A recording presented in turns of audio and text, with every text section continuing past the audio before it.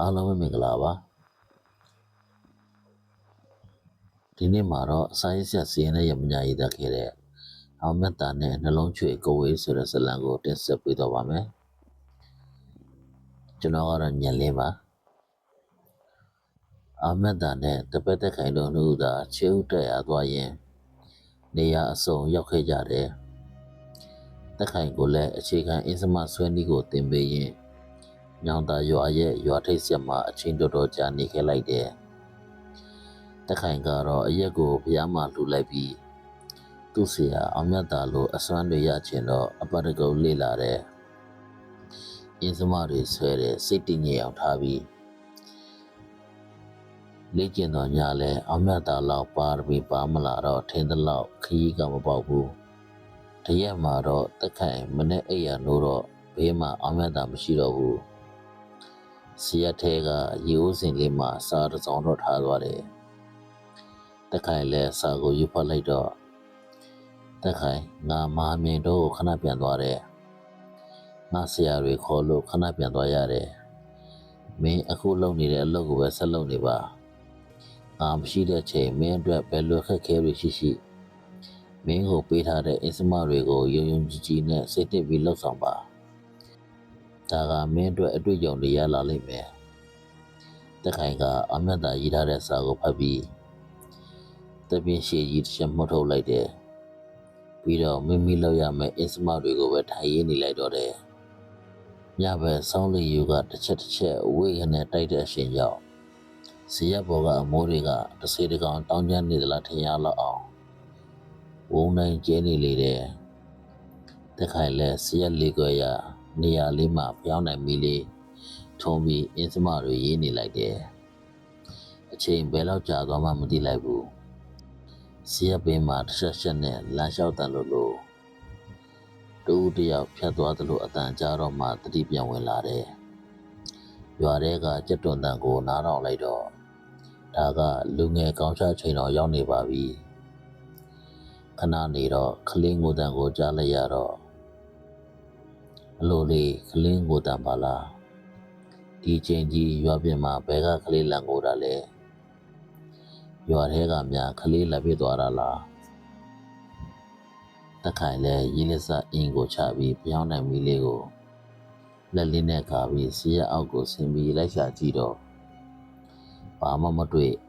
ဒါပေမဲ့ကလေးငိုတန်ကတော့အတိုင်းသားကြားနေရတယ်ကလေးငိုတန်နဲ့အတူမိမတယောက်ရဲ့ငိုတန်ကရောပါလာတယ်သက်ခိုင်လည်းမိမိရဲ့စိတ်ကိုတည်ငြိမ်အောင်စုစည်းလိုက်တယ်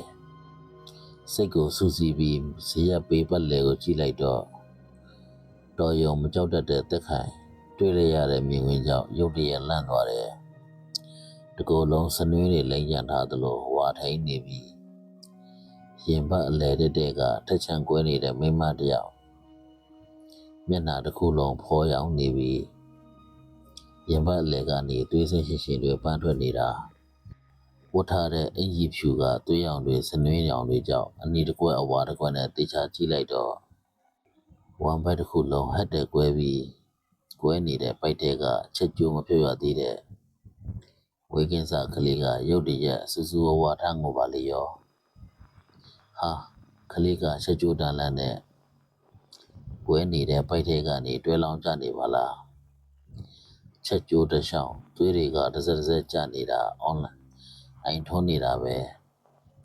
အဲ့ဒီသွေးတွေအနားမှာရင်ကောင်းမဲတွေအုံလိုက်ချင်းလိုက်ဝဲနေတာတကယ်ကိုအော်ဂလီဆန်စရာကောင်းတယ်တက်ခိုင်လဲစိတ်ကိုမနဲ့တည်ငြိမ်အောင်ထားပြီးဆရာပြောထားသလိုဒါဟာငါအတွက်အတွေ့အကြုံပဲငါလောက်ထားတဲ့အင်းစမတွေရဲ့အဆန်းကိုငါဘယ်လိုသိအောင်လုပ်ရမလဲဆိုပြီးစဉ်းစားနေတော့မကြီးတဲ့မိမကသူ့ကိုတစုံတစ်ခုပြောမလို့အနီးကပ်လာတယ်ဒါပေမဲ့အနားမရောက်ဘူးဂိုက်30လောက်ရောက်မှာပဲ80မလားရဲပဲတစုံတစ်ခုသူပြောနေလေတယ်ပြောနေတာအတန်ကလုံးဝမထွက်တက်ခိုင်လဲဘာလို့ရမှမသိတဲ့ချိန်တက်ခိုင်အမိတ်ပြန်လိုက်နှုတ်ဖွင့်ဆွေလို့အမိတ်ပြန်လိုက်ဆိုပြီးဆရာတန်နာထဲမှာကြားလိုက်ရတယ်တက်ခိုင်လဲကဲနှုတ်ဖွင့်စေပြောချင်တာရှိတာပြောစမ်းလို့ပြောလိုက်တော့မှဆရာလေးကဲပါဦး ကျမကိုကဲပါဦးအေးနင်ကဘာဖြစ်တာလဲငါဘာကူညီပေးရမလဲပြောစမ်းဆရာလေးကျမကိုသူတို့ချုပ်ထားတယ်ဒီစီကနာမှာကျမနှလုံးကိုမြုပ်ပြီးချုပ်ထားတယ်ဆရာလေးတို့ဆရာရှိနေတော့သူတို့မလာရဲဘူးကျမကိုလည်းသူတို့ခိုင်းတယ်ကျမလွတ်ချင်နေပြီကျမကိုသူတို့အခုလာခေါ်ကြတော့မယ်သူတို့နေရာပြောင်းတော့မယ်ဆရာလေးရဲ့ကျမကိုကဲပါဦးမင်းကဘယ်လိုဖြစ်တာလဲကျမကဟိုဘက်3ရွာမြောက်မှနေတာပါနေစီလာစီကလေးမမွေးနိုင်ပဲမိတွင်ထဲမှာပဲသိဆုံးခဲ့တယ်ကျမဆုံးတော့ဘိုက်ထဲကကလေးပါမရှင်တော့ဘူးကျမအလောင်းကိုသူတို့ပြန်ဖော်ပြီးရင်ကိုခွဲလိုက်တယ်ပြီးတော့ကျမနှလုံးကိုထုတ်ပြီးအစီရင်တွေစီမံပြီးကျမကိုခိုင်းစားတာပဲကျမဒီဘွားကလွတ်ချင်ပြီးဆရာလေးသူတို့လာပြီးကဲပါအောင်ဆိုပြီးတက်ခိုင်လဲခြေမကင်ပြီးလက်မကင်ပြီးဖြစ်သွားတယ်ဘာလို့လောက်ရမှမသိတော့ဘူးအဲ့ဒီအချိန်တက်ခိုင်အင်းစမတွေကိုလက်ပွားနဲ့ရိုက်ပြီးလက်ညှိုးထိတ်နဲ့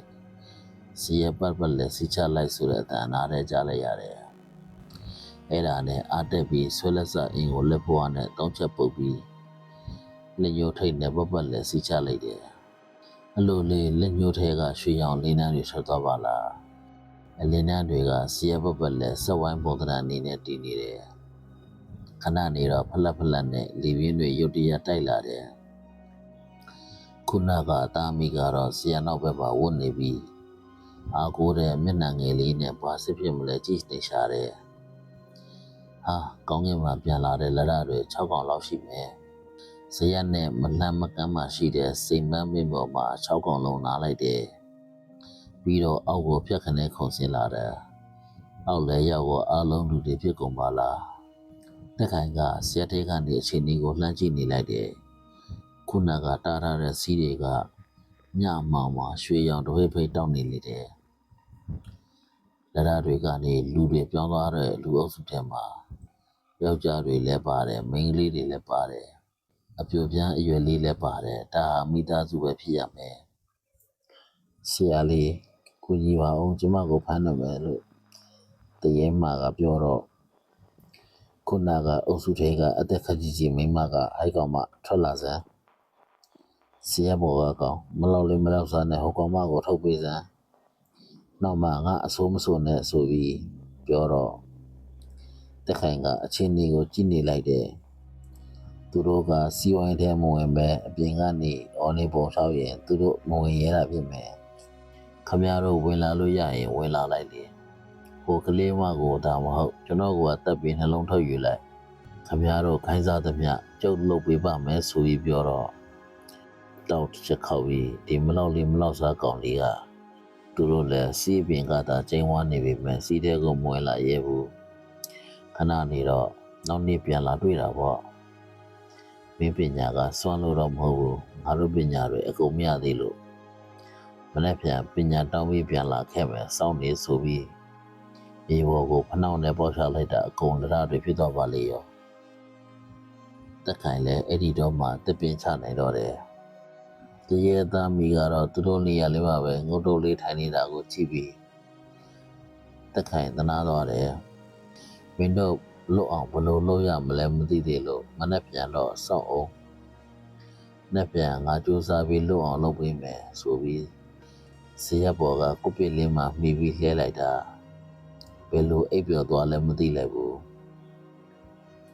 တခိုင်ထဆန်းဆိုတဲ့အတန်ကြာမှလန့်နိုးလာတယ်ဟာဆရာပြန်ရောက်လာပြီဟိုကိစ္စဒီညပြီးရင်သူတို့လွတ်ပါပြီဒီညဟိုအဖွဲ့တွေပြန်လာလိမ့်မယ်ဒီတစ်ခါမင်းမနေ့ကလှုပ်တလုံးမရတော့ဘူးမင်းပညာကနှုတ်သေးတယ်သူတို့ကိုမနိုင်တော့ဘူး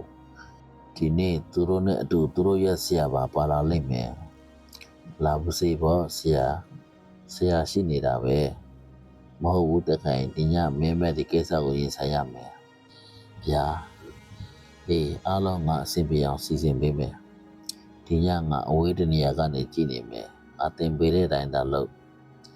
ငါမင်းမှရှိနေတယ်လို့သဘောထားအမြတ်သားကတက်ခိုင်လောက်ရောက်မဲ့အချက်တွေကိုပြောပြပြီးဇရက်ဘော်ကနေထွက်သွားလေရဲ့ည ညကတဖြည်းဖြည်းနဲ့လာပြီးတက်ခိုင်လဲဆရာတင်ပေးထားတဲ့အတိုင်းလောက်ရရှိတာအသင့်ပြင်ထားလိုက်တယ်ခဏနေတော့ဖလက်ဖလက်နဲ့လေပြင်းတွေတိုက်လာတယ်ကောင်းကင်ကိုကြည့်လိုက်တော့လက်ရတွေဟာအလဲကလက်ရကလူကြီးလက်တကားစားလောက်ရှိတယ်ဒါဟာသူတို့ဆရာပဲဖြစ်ရမယ်ခဏနေတော့လက်ရတွေကနေလူပုံပြောင်းပြီးဆင်းလာတော့တဟာဟာနဲ့ဒီတစ်ခါစီးတော့မတားတော့ပါလားအလိုလေးအသက်အရွယ်ကတော်တော်အိုနေပြီဖြစ်တဲ့အဖိုးကြီးတယောက်ပါလားမျက်လုံးတွေကစူးရဲပြီးအယောင်တောက်နေပါလားတော်ရုံအဆင်းတော့မဟုတ်တော့ဘူးငါအဆင်းလောက်နဲ့နိုင်မှာမဟုတ်ဘူးဆရာကအဲ့ဒါကိုသိလို့လောက်ရမယ့်အရာတွေလာတင်ပြပေးသွားတာကိုဟိတ်ကောင်လေးငါစိတ်ကောင်းနေတော့မနေ့ကကိစ္စပြန်တောင်းပန်ပြီးငါတို့တယောက်ချင်းစီကိုထိုင်ကြတော့ရင်မင်းအသက်ကိုချမ်းသာပေးမယ်ဟဲ့ပဲရည်ပါလေရောဘယ်မှာလဲဟုတ်ကောင်မဒီမှာဖို့အသက်လည်းကြီးနေပါပြီမကောင်းမှန်းသိရင်လည်းဘာလို့ဆက်လုပ်နေနေတာလဲကျွန်တော်ကိုနိုင်ရင်ကျွန်တော်အသက်ကိုယူမနိုင်ရင်အဲ့ဒီပညာတွေကျွန်တော်အကုန်သိမ့်မယ်တတိရှိမလားကဲအဖိုးတို့ပညာတွေထုတ်သုံးပါဦးအဲ့လိုပြောလိုက်တော့ဟိုဘက်ကရှူရှူရှက်ရှက်ဖြစ်သွားတယ်မင်းတော့တေဖို့တာပြင်သားဆိုပြီးခပုံစားတဲ့ကကျွဲရုပ်လေးထုတ်ဖနှောက်ပေါက်လိုက်ယုံနဲ့မျက်လုံးပါးစပ်တွေကအစမင်းနဲ့နေတဲ့ကျွဲကောင်ဖြစ်သွားပြီးတက်ခိုင်ကိုခတ်ဖို့တပြောင်ပြောင်မိအောင်ပြေးလာတော့တက်ခိုင်လည်းလက်ဖွားနဲ့ကပြီးရောက်တဲ့နေရာရပ်စီလို့ပြောလိုက်တာနဲ့ကျွဲကပြင်းနေရင်လှုံးမရတော့ဘူးအဖိုးကြီးမျက်နှာကွက်ခနဲ့ပြသွားတယ်ပြီးတော့မလျှော့သေးပဲငထိန်ငလိန်လာဆန်းဆူပြီးမြေကြီးကိုဖနှောက်နဲ့ပေါက်ချလိုက်တာမြေကြီးတွေထဲကနေထွက်လာတာဗျအဆွဲကြီးတွေအဖွေးသားနဲ့လက်သေးတွေဆိုတာတထွာလောက်ရှိနေပြန်ဘလူးနှကောင်တက်ခိုင်ကိုတစားစီလှုပ်ဖို့စီရပေါ်အတက်ဒီဝရက်ခလာဆန်းငမိုက်သားတွေကိုဆုံးမလိုက်ဆန်းလို့ပြောလိုက်တာကြောလိုက်ရုံနဲ့တက်ခိုင်အရှိခလန်လန်းမှာအယောင်ဝါတောက်နေတဲ့တန်လျက်တစ်ဖက်တင်ပေါ်တစ်ဖက်ကင်ထားတဲ့ဘလူးကြီးတစ်ကောင်ပေါ်လာတယ်ဘလူးနှစ်ကောင်ကလည်းဘယ်သူကိုမှခရုမဆိုင်တဲ့ပုံစံနဲ့အတင်းပြေးဝင်လာတော့တက်ခိုင်ရှိကကာထားတဲ့ရက်ခကတင်းပုံနဲ့တစ်ချက်လွှဲရိုက်လိုက်တာဖြောင်းဆိုပြီးပေ90လောက်လွတ်ထွက်သွားတယ်နောက်တစ်ကောင်ကထပ်ဝင်လာပြန်တယ်တင်းပုံစထပ်မိပြီးမထနိုင်တော့ဘူးအဖိုးကြီးလည်းမျက်နှာစီရွက်လောက်ပဲကျန်တော့တယ်တက်ခိုင်လည်းဆရာပေးသွားတဲ့အင်းချက်လေးကိုပါစက်ထဲငုံပြီးတင်ပေးတဲ့အတိုင်းပြောသလိုဖြစ်နေတော့သူလည်းအံ့ဩနေတယ်အောင်မြတ်တာကိုပို့ပြီးလေးစားမိတယ်ကဲပွဲကပြီးသွားပြီပညာတွေအတော်လို့ပြောရုံပဲရှိသေးတယ်ခုနကအဖိုးကြီးနဲ့ပေါင်းပါတွေပြေးဖို့အလုပ်ကဝေတွေရဲ့အချုပ်အနောက်ဘက်တော့လာရောက်ပါလို့ပြောလိုက်ရုံနဲ့စိတ်မမ်းမင်းပေါ်မှာမျက်တရက်နဲ့နေတဲ့သူတယောက်ကိုတွေ့လိုက်ရတယ်ဒါပေမဲ့ကြော့ပေးထားတယ်အနဲ့ရောင်ဝတ်စုံနဲ့အရက်ကဌာနမိတ်စာလောက်ရှိမယ်အဲ့ဒါနဲ့တက်ခိုင်ကအနောက်မဲ့တော့လာတာကိုဝမ်းသာပါတယ်ဒီအပေါင်းပါတွေကဂတိကိုချိုးပေါက်တယ်သူတို့ပညာတွေကိုကျုပ်ဆရာအမိနဲ့တင်လို့ရတယ်ဒါပေမဲ့ကျုပ်အဆင်မကျော်ခြင်းလို့မဲတော်ကိုဖိတ်လက်တာပဲမိမိအပိုင်စားရထားတဲ့ကဝေတွေအားလုံးသူတို့ပညာတွေသိမိပါလို့ပြောတာနဲ့ခုနကအဖိုးကြီးနဲ့ဘောမတွေစီကနေသုံးတစ်ခု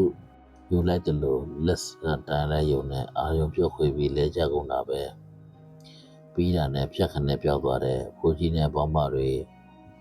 လူလဲထလာပြီးမြေကြီးကိုဖနှောက်နဲ့ဆောင်းပြီးပြေးဖို့လုပ်တော့ဘာမှဖြစ်မလာဘူးဘာလို့လဲဆိုတော့အနောက်မဲ့တော်ကသူတို့အစွမ်းနေဘူးတွေအကုန်ပြန်နှုတ်သွားပြီးပြန်နှုတ်သွားလိုက်မှမသိလိုက်ဘူးခုနကအလာတော့ကလေဘော်ကလာတဲ့အဖွဲ့ကအခုတော့အဖိုးအိုကိုတွဲပြီးဆရာပေးကနေတဖြည်းဖြည်းထွက်သွားတာကိုကြည့်ပြီးတက်ခိုင်လဲတီးတိုးရေရွလိုက်တယ်ငရဲရောက်ကျင့်စဉ်ပေါ်တက်မဲ့ကြတာကိုနောက်နေ့မလဲမိုးလင်းတော့ဆရာပေးကတောက်တိုင်နာမှာပြုတ်ထားတဲ့အရာတွေကိုဖော်လိုက်တော့ထမိန်စုံနဲ့ထုတ်ထားတဲ့အထုပ်တစ်ထုပ်တွေ့တာနဲ့မီရှိုးလိုက်တယ်မီရှိုးနေချိန်